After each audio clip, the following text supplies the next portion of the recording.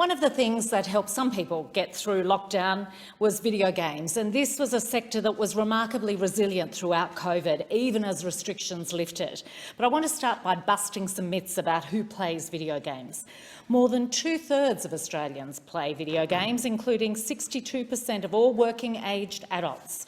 And that's from the latest data from the Interactive Games and Entertainment Association.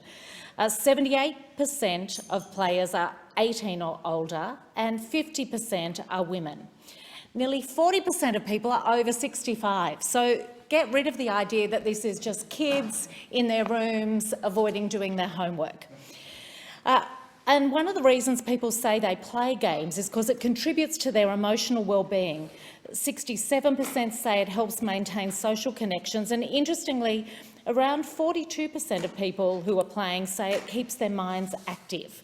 So this is something I see played out in my electorate of Macquarie, where I met Bruce recently in the Blue Mountains. He's in his 80s, and he sees the challenge of playing video games. He's a former school principal. He gets that it keeps his mind engaged and active, sharp, especially as he's lost his wife and lives home on his own. The other benefit we know people have seen during COVID is revealed by Stephen Conway, who's a senior lecturer in games and interactivity at Swinburne University, and he says there's been an increase in people recognising you can use games to improve your fitness and that you can use them to be social.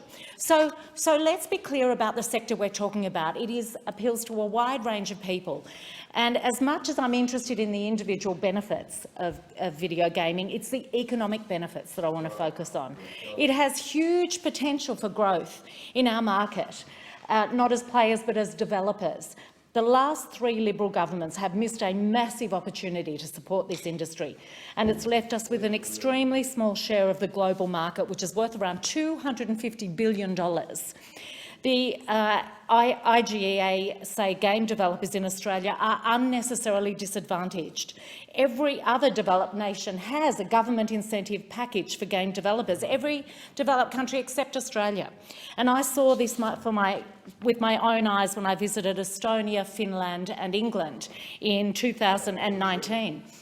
Scandinavia has deliberately set policies that expand its gaming industry, and they expanded in a few short years. In Estonia, between 2014 and 2018, the number of game development businesses in this tiny country grew from 15 to 83 companies, and they began hosting major international game development conferences like Game Dev Day. They do hackathons for video games.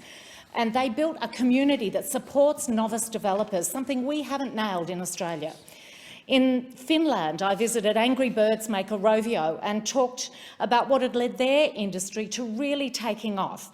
In the last 5 years, it's seen the Finnish games industry almost breaking the €2 billion turnover barrier, with more than 290 games companies established.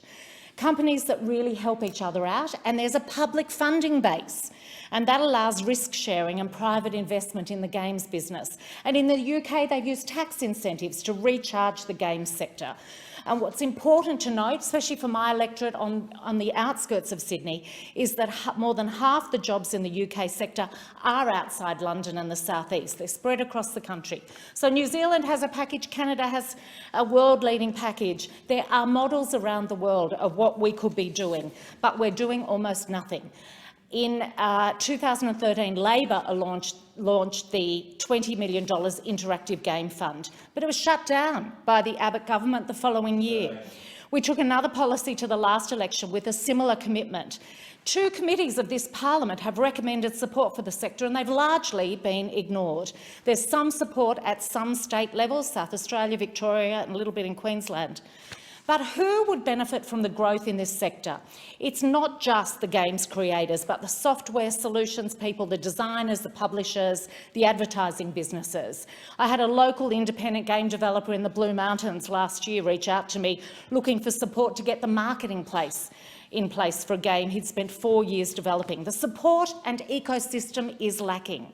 The universities can benefit from it with programs and modules directly related to the games industry, and of course it flows over into cybersecurity, the film and animation sector. It creates jobs and it builds our exports. We are missing a huge opportunity, and we need to see an absolute package of support for this sector from this government. I thank the member for Macquarie.